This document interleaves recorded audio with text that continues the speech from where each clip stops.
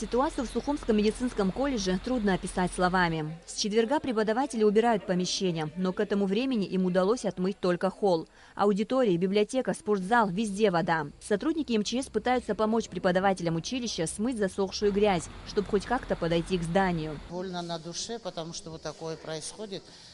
Да, это везде, по всей Абхазии, это такая стихия, но нам больно еще потому, что мы весь этот ремонт, который вот сейчас вы видите, косметический, сделали своими силами. Помогали родители, последние вот эти вот 6 лет, копейку в копейку где-то в колледж вкладывал, родители помогали, и вот такое вот мы сделали. А сейчас вот вчера зашли, на самом деле хотелось плакать.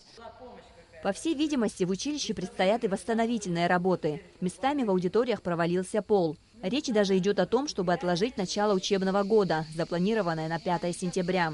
В пятницу с утра все управления администрации столицы вышли на уборку улиц. Первым делом надо избавить улицы от ила, и только потом можно мыть асфальт. У нас расписано мероприятие, где нужно оказывать помощь.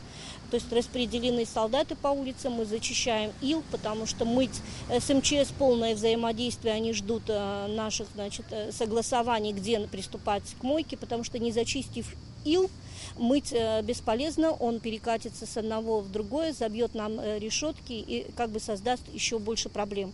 Поэтому, если видите, то у нас допоздна работали люди, и сегодня пораньше с утра они вышли, кучки вы, наверное, заметили, то есть это везде зачищается ил, и далее МЧС начнет промывать. Улица Гумская – одна из наиболее пострадавших в Сухуме. Сегодня это гора из песков и камней, кусков асфальта на проезжей части. Машины разъезжаются с трудом, а пешеходам и вовсе не пройти. В данный момент проводятся работы по очистке ее от наносов, которые принесла река, гравия. И также местами, где был поврежден рекой асфальт, мы снимаем в данный момент этот слой асфальта, чтобы возобновить нормальное движение, чтобы машины могли нормально двигаться по данной улице. И будут засыпаться те ямы, которые промыла река своим течением. Я думаю, что сегодня мы эту дорогу от мусора и от грязи, и от этих асфальтных кусков уберем. На набережной столицы ситуация немного лучше. Работники коммунальной службы убирают здесь с утра, и уже есть результат.